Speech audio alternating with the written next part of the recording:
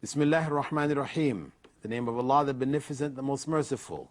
I'd like to welcome you, dear viewers, to our series, Contemporary Issues, in which we continue to look at the variety of issues which face the Muslim world today, which are part of the thoughts of the world in general, where the non-Muslim world looks at the Muslim world and questions the practices. In our previous segment, we began looking at criminal justice, the criminal justice system in Islam. We looked at the issues of murder and how Islam treats it and addresses it. In this segment, we're going to be looking at theft, the issue of what to do when somebody steals. Muslims are noted for chopping off hands, or oftentimes in the media they will say hacking off hands, as if Muslims will take a saw, a hacksaw, and saw off people's hands. Of course, it's not done in this way, but this is the media hype to give the impression of savagery amongst Muslims, that this is how they deal with the crimes. The fact is, yes, according to Islamic law, it is mentioned in the 5th chapter of the Quran, verse 38, Allah says there, "As for thieves, both male and female, cut off their hands as recompense for their deeds and an exemplary punishment from Allah." This is there. We have no doubt about it. Islam prescribes the amputation of the right hand of a person who steals. But there are conditions. There are conditions. It's not just applied, to anybody under any circumstance at any time. At one point, we have to start off with the issue of the times. If there are times of starvation, famine, there is some kind of tragedy in the society, people are in the states of desperation, when a person steals under these circumstances, just to survive, then the law is not going to be applied. The law will be suspended during those periods. Secondly, if a worker stole from his boss who withheld his pay, for example, then again, the law will not be applied because he's stealing what is really his. Thirdly, if what he takes is considered to be public property, a person steals, for example, the fittings or rugs from a mosque or public transport or something like this, it's wrong. Punishment will be applied on that individual, but not cutting off the hand of the thief, because he had a part of that being public property. He had a right in it. Part of it was his. He shared in that right. Fourthly, if the value of what is taken was less than 10 dirhams, then they're not going to cut off the hand for it. And if the item stolen was not in its proper place, that is, if something was left accidentally, a person makes ablution, washes their hands whilst preparing for prayer, and they leave their watch somewhere and somebody snatched it, then they won't apply it there because there's temptation, issue of temptation. Meaning that the law is applied really for the person who is the professional criminal, the pickpocket, because there's no temptation in picking the pocket. This is something a person has to train himself for, or herself. So hands will be cut for that type of crime. Person breaks into a home or robs a bank. This is not something, things out of place, temptation is there. No. But what we find is that when the law is applied, you find in the society that the rate of theft drops drastically, as it did in Saudi Arabia when it was applied, as it did in the Sudan when it was applied. And it creates a sense of security within the society, where people are not obliged to latch up all their doors and put on burglar alarms and all these kinds of things that is common in Western societies today, where people live in fear of break-ins. Everybody's home on the block. Everybody, is experiencing this. Now, one point should also be mentioned is that when the hand is cut off, it's not sawn off again by a hacksaw, but it is amputated. And if the person repeats the crime, then the left foot is removed at the ankle. The left foot is removed at the ankle. And again, not sawn off, but amputated. And if a person, continues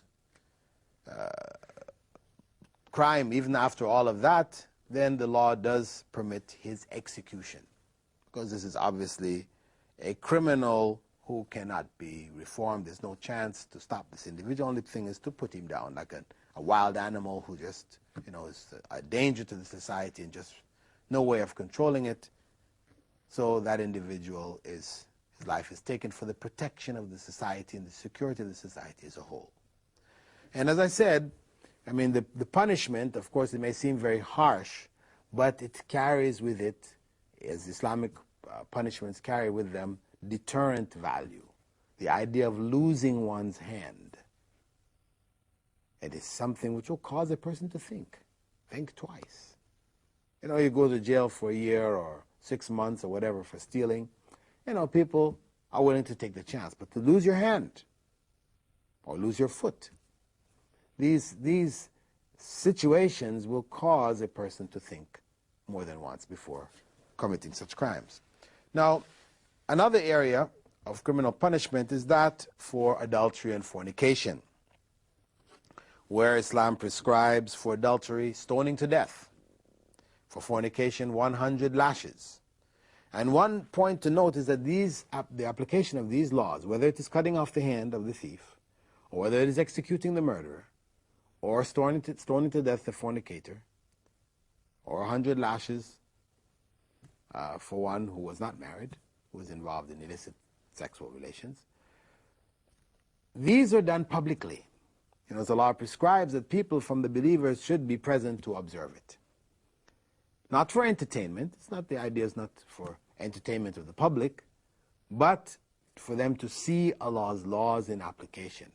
And the sight of it helps to enforce or to reinforce in the minds of the people, that God's laws are being applied and we should avoid these kinds of crimes.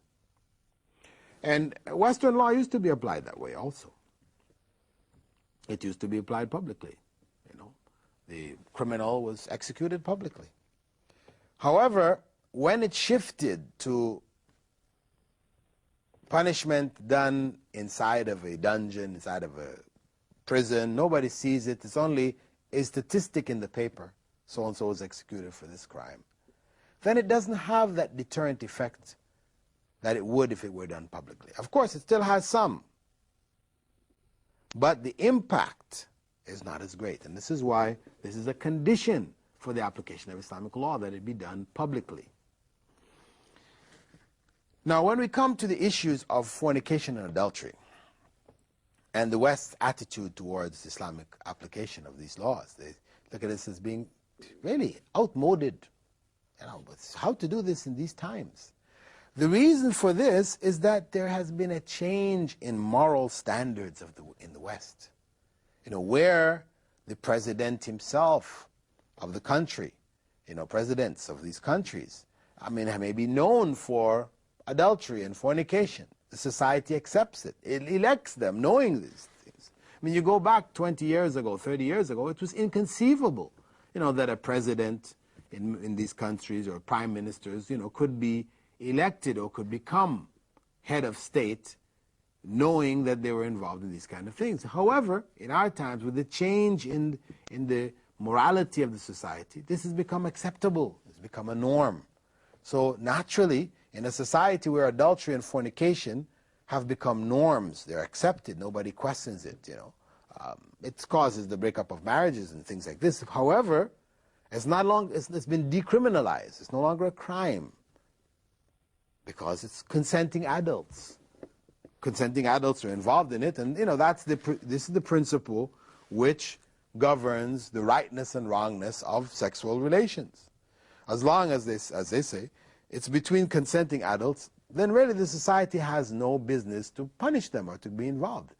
To punish them or to get involved in their affairs is on the basis of religion. It's religion which says, no, this shouldn't take place, etc. And according to Western systems now, they're secular, which means that religion has no place to play in the application of law. So, with this kind of an attitude, where we are evolved beings, our great-grandparents were monkeys, well, the monkeys don't have any problems in fornication. We don't even see issues of adultery because they don't get married. So why should we be making all of this? I mean, it's something which we have introduced. We're really only animals anyway, so no big deal. So the idea now of punishing somebody for this is something abhorrent in many Western systems. I'm not saying that every single individual in the West holds these views. In fact, there are many people in the West who are very much saddened, sickened by the changes in the moralities of the society. But I'm just talking about the system and as it is portrayed through the media and through the international political systems, whether it is through the UN or whatever. These attitudes are being promoted, especially promoted in the Muslim world, where there is a resistance to this kind of thinking and this kind of approach to life. However, when we go back to the actual application of this law within the Muslim system, we have to recognize that this application is not just across the board. Somebody accuses somebody of fornication or adultery and all of a sudden the law is being applied. No.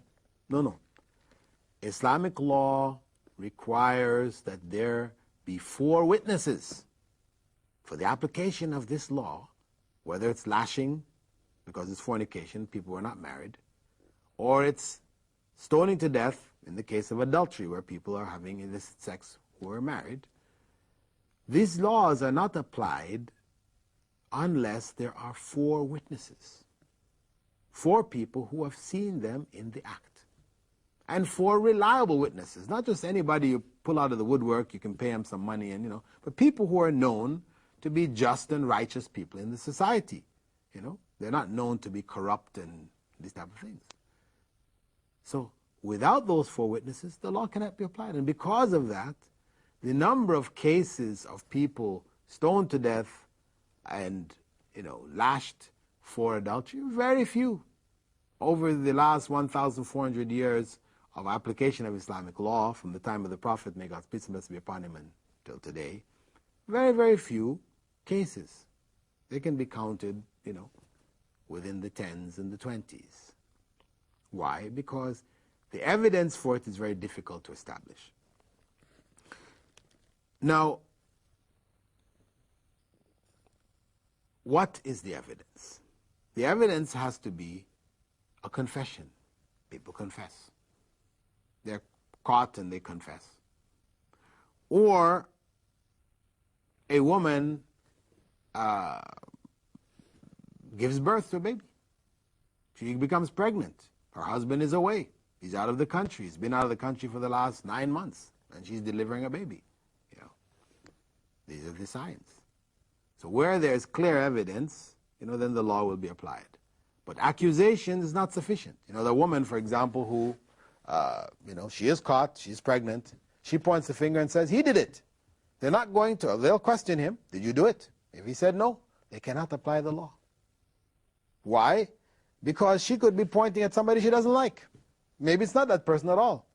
But, the person who was involved, who she loves, she wants to save him, but there's somebody she'd like to get back, and so she says, he did it. And in fact, he didn't. So these kind of accusations, not acceptable. In fact, from Islamic law perspective, if you accuse somebody and you don't have these witnesses, then you are lashed 80 lashes publicly. So it's considered very serious. Sexual slander, to slander somebody saying that they've committed adultery or they committed fornication, is very, very serious. If you don't have the evidence, then according to Islamic law, you have to be silent. Now, in a case where a husband or a wife catch each other in the act, they don't have the evidence, then they can raise their case before the court and their marriage can be dissolved on the basis of it. Right? But the law will not be applied of punishment to either party unless the evidence is there, unless there's a confession, there's a pregnancy, or witnesses. So basically, the law is a deterrent. As we said, it's rarely applied, but it's a deterrent, something to discourage people.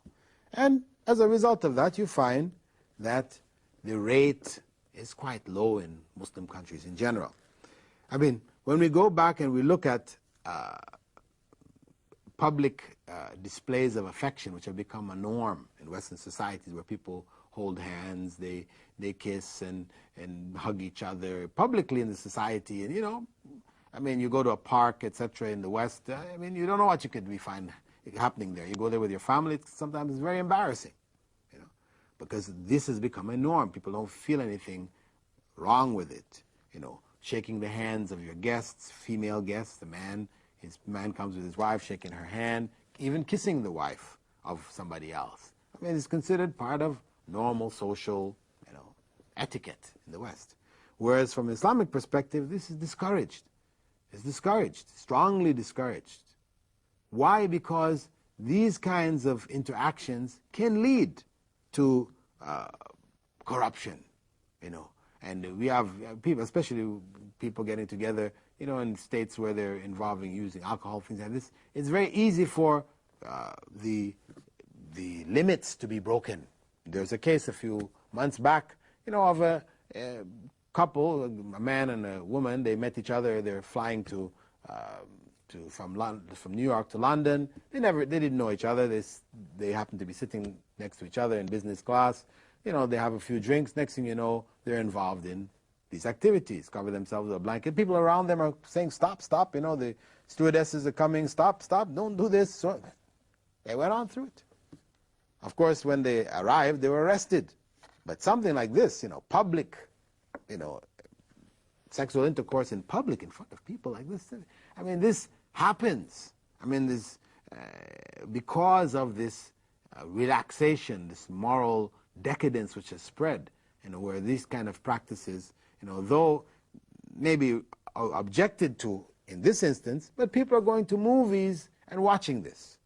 I mean, this is the movies are promoting this. This is, fornication, adultery is the norm for moviegoers today. So if people are constantly bombarded with this as being a norm, the movie stars are doing it, and they're portraying people from all walks of life. Common people, normal people, but everybody seems to be involved in one way or another in fornication or adultery. And this is what the movies are telling us. Then, naturally, people will be encouraged in their personal lives to be involved in such practices and activities. So, Islam looks at the family structure as being very important. As in the case of theft and the cutting off the hands of the thief, security of the society is looked at as very important. In fact, the thief who is involved in armed robbery, according to Islamic law, that person can be executed. When you take out weapons against the society, there's a danger. You're creating a major security threat. In those circumstances, such people may be executed. Rape, weapons are taken out and people are forced. It's death. This is to keep this kind of harm from the society and maintain a level of security. Similarly, for the sake of the family, protection of the family. Family is the core of the society. Once that breaks down, you're finished. So in order to protect that family, the laws are very strong. Islam encourages, marriage early. It permits polygamy. All of the things that are there. Divorce is not inaccessible. So where people have problems, etc., these things can be worked out. There are other options for them. So beyond that now, any kind of illicit sex from Islamic perspective is considered a grave crime. And as such, the punishment is very, very grave. And I should mention, as we close, that the punishment for adultery is not something which Islam introduced, meaning the Prophet Muhammad ﷺ introduced it. This is found in Mosaic law also. It's been around. It's not something newly introduced. Islam revived it, brought it back to the forefront, and established it and has kept it alive until today, where in other societies it has been lost. The idea is now considered outmoded. With that, dear viewers, I'd like to thank you for being with us in this segment of our program, Contemporary Issues. I hope that some light has been shed on these issues for you, that you can better understand the Islamic stance in regards to these issues and how they are relevant today and how society still will benefit from it and will continue to benefit from it until the last day. With that, dear viewers, I'd like to bid you farewell. Assalamu alaikum wa rahmatullahi wa barakatuh.